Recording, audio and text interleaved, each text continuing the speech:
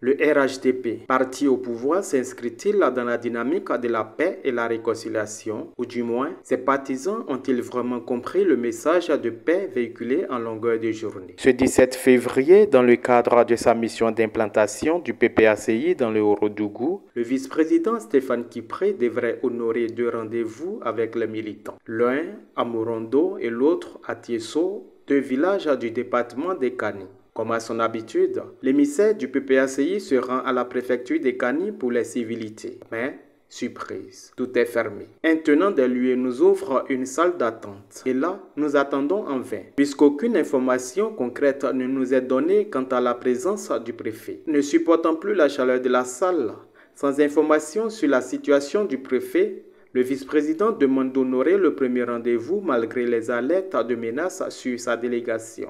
Au démarrage du convoi, nous apercevons le secrétaire général de préfecture à bord de son véhicule de commandement qui file à son bureau. Les pieds à terre, nous le suivons. Il s'excuse pour son retard et justifie l'absence du préfet. Aussitôt, Stéphane Kipré lui fait part de son indignation.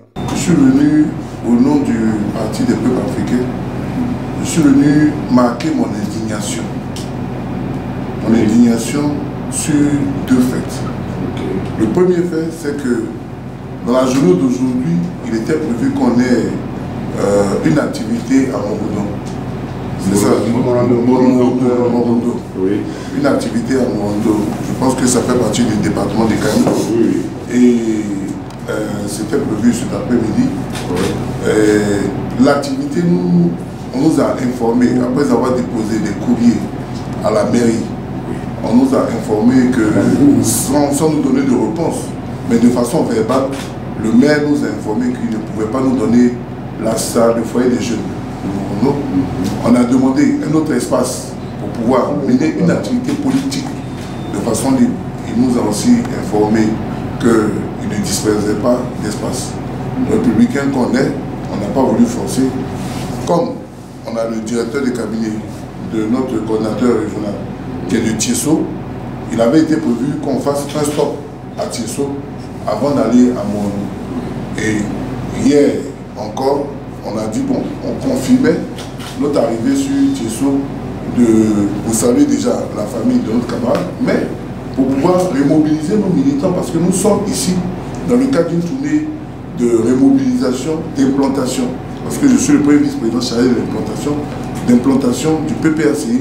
On nous a encore informé qu'il n'était pas possible qu'on puisse tenir cette activité, prétestant que le préfet, je dis bien prétestant, parce que j'en ai pas les preuves, et je suis venu à la nouvelle, oui. Prétestant que le préfet aurait interdit tout rassemblement à Tiesso.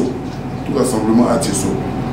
J'ai été surpris que cette information soit donnée, donc je suis venu à la nouvelle. Déjà, à côté de ça, on avait demandé la possibilité quand même de pouvoir réunir nos camarades, nos militants.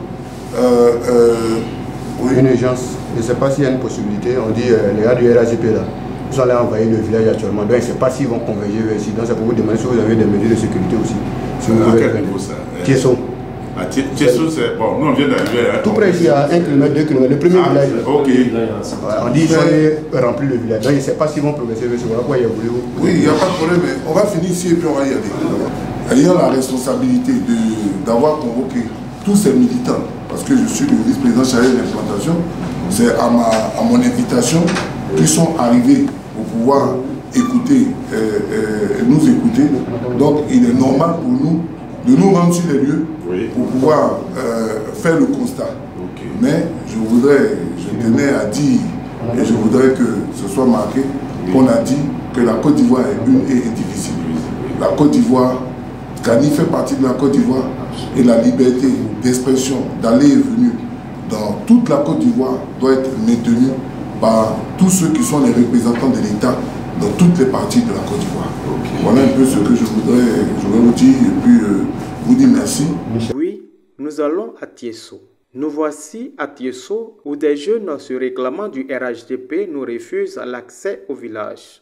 salue pas ici. Moi, je ne pas venir saluer quelqu'un. Ça ne salue pas ici. C'est-à-dire qu'on ne salue pas ici. Parce que si on était mort, on n'allait pas venir saluer les gens ici. Pourquoi tu vas mourir?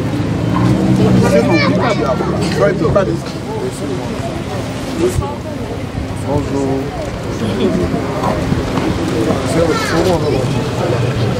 C'est où là-bas? Non, là. Non, c'est par ici, président.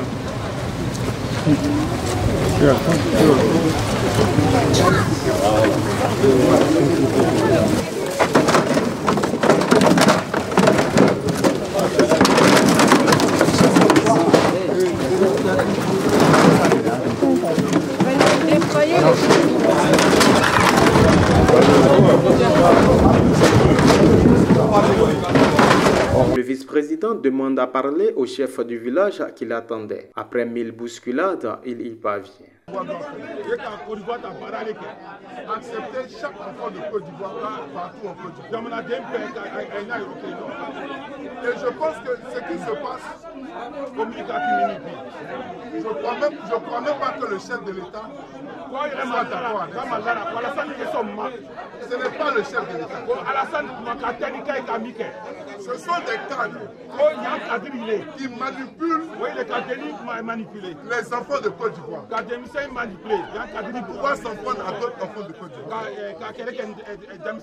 il faut que il faut qu'ils aident le chef de l'État à réussir la paix et la réconciliation.